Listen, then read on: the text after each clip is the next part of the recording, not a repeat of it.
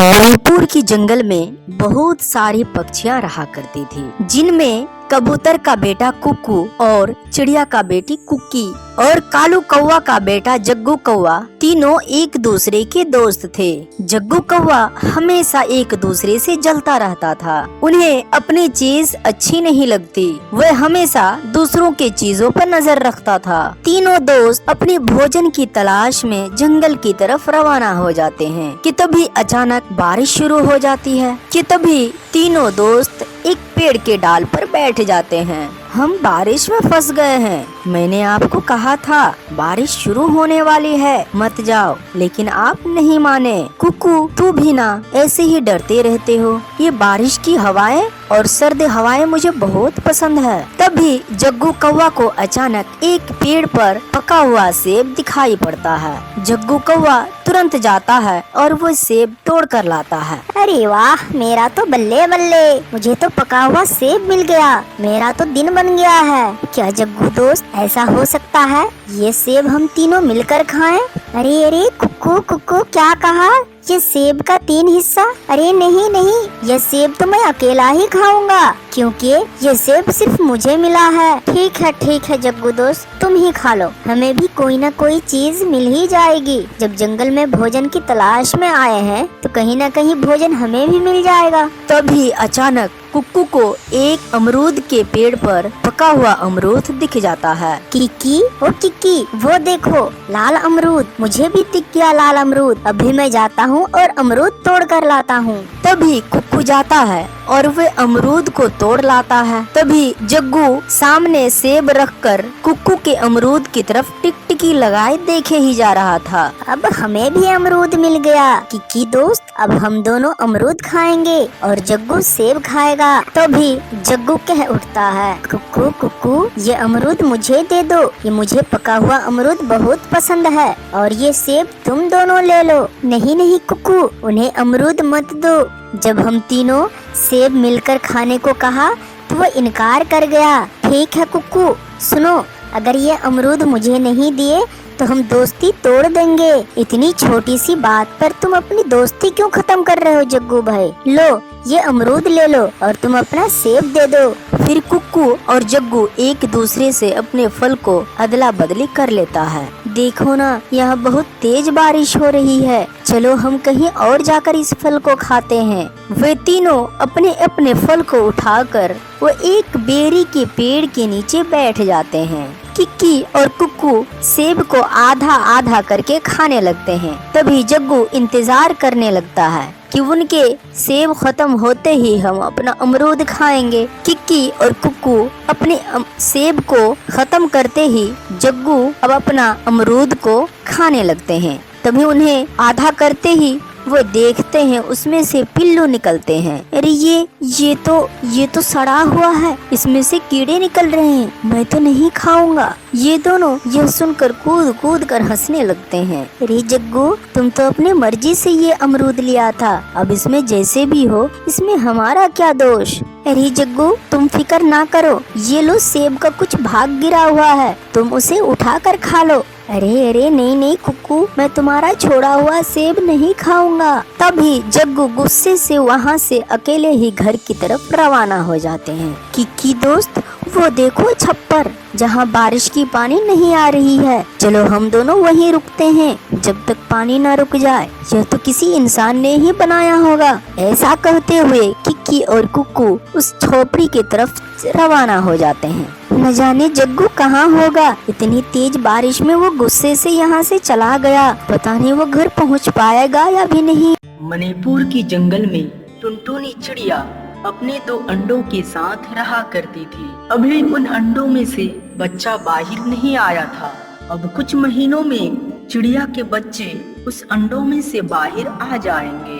Tony चिड़िया बहुत गरीब थी और वे मेहनत मजदूरी करके अपना घर चलाती थी। चिड़िया एक दिन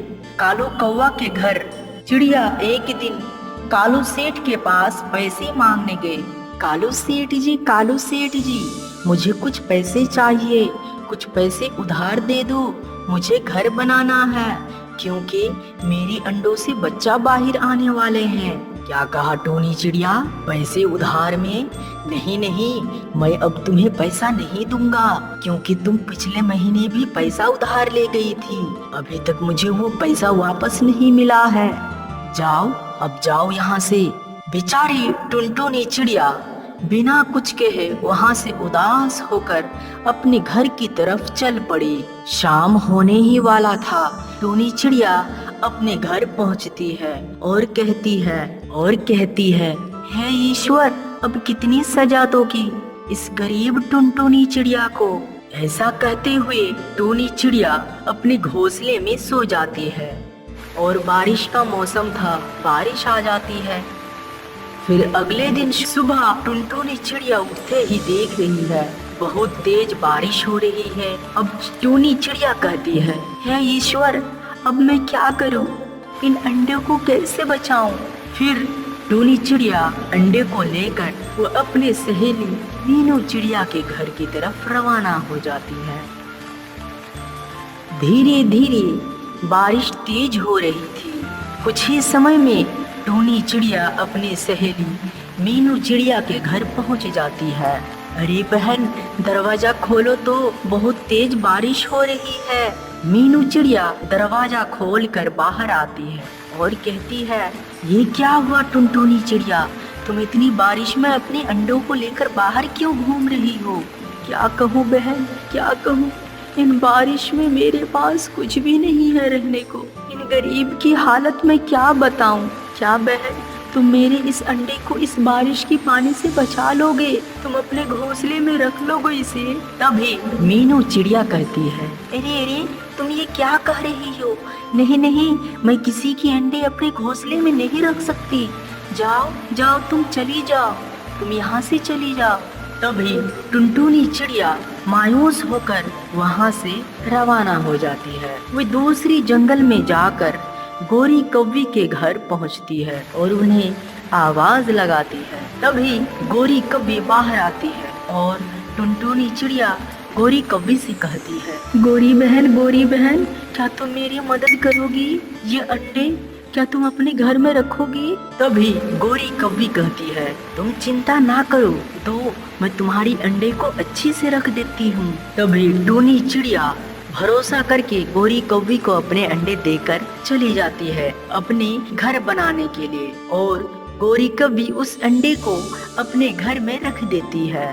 टूनी चिड़िया भारी बारिश में उड़ नहीं पा रही थी, तो कैसे कैसे लकड़ी को इकट्ठा करती है और वे लकड़ी की गट्ठर को लेकर वहाँ से जंगल की तरफ रवाना हो जाती है। और वे जाते ही जाते एक सेब का पेड़ देखता है। तभी टूनी चिड़िया उस सेब के पेड़ पर अपने घर बनाने लगती है।